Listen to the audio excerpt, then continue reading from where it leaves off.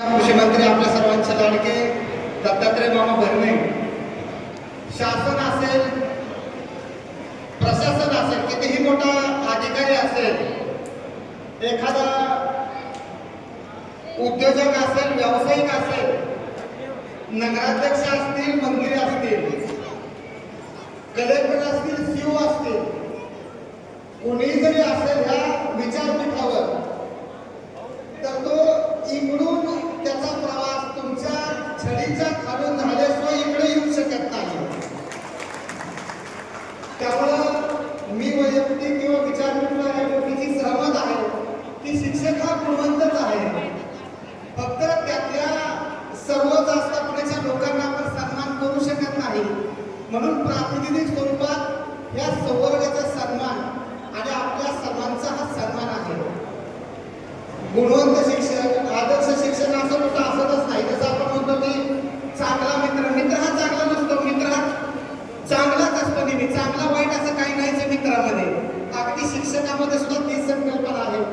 आदर्श, गुणवंत, चांगला असं कुठेही असू शकत नाही, कारण ती त्या नावाच्या आत दडलेल्या सगळ्या गोष्टी आहेत. आणि खऱ्या अर्थानं कुणाचंही जीवन यशस्वी व्हायचं असेल, मार्गाला लागायचं असेल, तर ते आई वडिलांचं कष्ट सगळ्यांच्याच पाठीशी लागत असतात. परंतु ज्याच्या पाठीवर शिक्षकाचा हात पडतो तो ह्या 4 पायऱ्या पार करून नक्कीच इकडे लवकर पोहोचतो. एवढंच या ठिकाणी मला सांगायचं वाटतं. जरी विचारपीठाच्या ह्या 4 पायऱ्या आपल्याला दिसत असल्या तर चढण्यासाठी शिक्षकाचं खूप मोठा परिश्रम आहे आणि हे मान्य केल्याशिवाय आपण समाजात कधीही पुढे जाऊ शकत नाही. आज काळाच्या ओघात इंग्रजी शाळांची वाढती संख्या, पालकांचा त्या ठिकाणी असणारा ओढा पाहिला तर एका क्षणाला असं विचार येतो की आपण कुठं जातोय. पण त्याच वेळेस ऑफिसमधनं उठून एखाद्या जिल्हा परिषद शाळेमध्ये जाऊन उभं राहिलं आणि तिथं कोडिंग करणारी मुलं, इंग्रजी भाषा बोलणारी मुलं, जर्मन भाषा बोलणारी मुलं आणि एखाद्या शाळेवर गेल्यानंतर अगदी लाखाच्या पुढं, कोटीच्या पुढं, अब्जावधीच्या संख्या अतिशय अस्खलितपणे लिहिणारी मुलं ज्यावेळेस आम्ही जिल्हा परिषदेची बघतो त्यावेळेस पण मात्र विश्वास पडतो की त्या इंग्रजी शाळांचा प्रवास हा केवळ मान खाली घालून गेल्याकडे अगदी मेंढरांसारखा आहे. आमची जिल्हा परिषदेचे शिक्षक, आमच्या शाळा केवळ ह्या आमच्या ग्रामीण भागातील समाजाला तारू शकणाऱ्या एक सक्षम संस्था आहे. आणि उत्कृष्ट सभ्यता सोमादेवी मनीषा नारायण ननावे यांचा सन्मान संपन्न होतोय. मनीषा नारायण ननावे, खडकाळे वसती शाळा यांचा सन्मान संपन्न होतोय. विद्यार्थी घडवताना या शिक्षक बंधूंना अवलंबून घेतली या सर्व शिक्षक बंधूंचा सन्मान या ठिकाणी केला जातोय.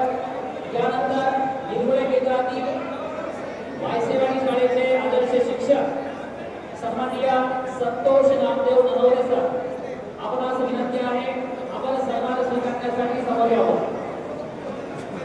सन्माननीय संतोष नामदेव ननवरे सर यांचा सन्मान या ठिकाणी संपन्न होतोय. मनीषा ननवरे मॅडम यांचा सन्मान संपन्न होतोय. यानंतर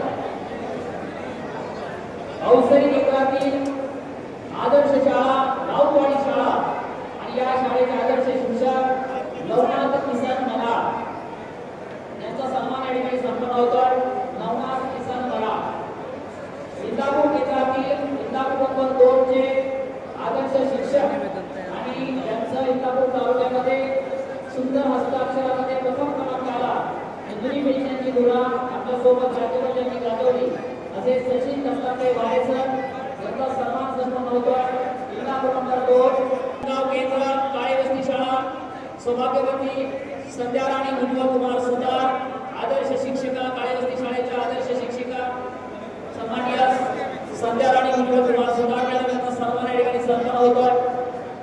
सर्वांचे फोटो काढले जातील. फोटोग्राफर या ठिकाणी क्षण आहेत. कोणीही मोबाईल घेऊन येऊ नका. संध्याराणी मुनवर कुमार सुतार यांचा सन्मान या ठिकाणी संपन्न होतोय. आपण सन्मानाचा स्वीकार करावा. सहकुटुंब आपला सन्मान होतोय. थोर शिक्षिका व समाजसेविका सावित्रीबाई फुले यांच्या जयंतीच्या निमित्तानं विनम्र अभिवादन करतो. आणि आज ज्या ज्या शिक्षकांना हे पुरस्कार वितरण त्यांना होणार आहे त्या सर्व माझ्या शिक्षक शिक्षिका बांधवांचं त्यांचं अभिनंदन करतो. आणि अभिनंदन सर्व शिक्षकांचंच केलं पाहिजे, परंतु कुठेतरी आपण एक ठराविक निवड करून आणि त्यांना कुठेतरी पाठिंबा, त्यांना कुठेतरी हा पुरस्कार देऊन त्यांनी परत दुसऱ्या दिवशी डबल जोमाने काम करावं, डबल जोमाने त्यांनी माझ्या विद्यार्थ्यांना एक चांगल्या प्रकारचं शिक्षण द्यावं, ही खरं त्यातनं एक उद्देश असतो. आणि जो शिक्षक शिक्षिका समाजामध्ये एक चांगलं काम करतात त्यांच्या पाठीवरती शाबासकीची थाप द्यावी, हीच खरं तर भूमिका जिल्हा परिषद आणि पंचायत समितीची या माध्यमातून असते.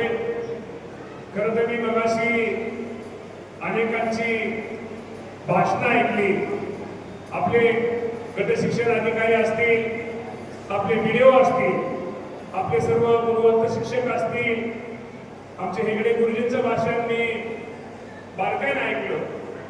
आणि निश्चित प्रकारे मी तुम्हाला एवढं सांगतो की आज आपल्या सर्वांना पुरस्कार देण्यामागे एकच उद्देश आहे की माझे अनेक शिक्षक बांधव, शिक्षिका बांधव हे माझ्या विद्यार्थ्यांना ग्रामीण भागामध्ये जे माझे विद्यार्थी शिक्षण घेत आहेत, ज्या माझ्या विद्यार्थ्यांचे पालक असतील, त्यांचा आर्थिक स्तर हा कमी आहे, आणि या विद्यार्थ्यांना एक गुणवत्तेबरोबरच एक चांगलं संस्कारमय शिक्षण देण्याचा प्रयत्न माझे हे शिक्षक बांधव करतायत. आणि आज त्यांच्या शिक्षक गौरव समारंभानिमित्त आज इथं आम्हा सर्वांना बोलले, त्याबद्दल मी पंचायत समिती आणि जिल्हा परिषदेच्या सर्व अधिकाऱ्यांचे मी निश्चित प्रकारे त्यांचेही आभार या निमित्तानं निश्चित प्रकारे मानतो. आणि मी तुम्हाला एवढं माझ्या शिक्षक बांधवांना सांगतो की शेवटी आपली जिल्हा परिषदेची शाळा, ज्या शाळेमध्ये त्या सभोवतालच्या परिसरामध्ये ग्रामीण भागामध्ये तुम्ही माझ्या विद्यार्थ्यांना एक चांगलं काम शिकवण्याचं काम करताय, आणि ते निश्चित प्रकारे त्याचा आम्हा सर्वांना एक वेगळ्या प्रकारचा अभिमान आहे. या तालुक्यातील आमचे प्राथमिक शिक्षक, माझे सगळे शिक्षक, माझ्या शिक्षक भगिनी हे निश्चित प्रकारे त्यांच्या माध्यमातून हा पुरस्कार, त्यांना आपण हा पुरस्कार देतोय. आणि आता एक निश्चित प्रकारे एकच आमच्या सगळ्यांचा उद्देश आहे की आपण पाहतो की आपल्या बार्शी तालुक्यातील शिक्षक रणजित सिंग मिसले या ग्रामीण भागातील शिक्षकांना क्रांती घडवून आणली. आणि युनेस्को तर्फे जो दिला जाणारा ग्लोबल टीचर पुरस्कार हा मिसले गुरुजींना मिळाला. तर निश्चित प्रकारे आमच्या गुरुजींना एक सगळ्यांचा एक निश्चित प्रकारे एक आम्हाला त्याच्याबद्दल एक अभिमान आहे, एक आम्हाला सगळ्यांना त्याच्याबद्दल एक गर्व आहे. आणि आज मगाशी सर्व शिक्षक शिक्षिका तुम्हाला सर्वांना माहिती आहे की जिल्हा परिषदेच्या शिक्षकाचं आणि शिक्षकाचं नातं माझं वेगळं आहे.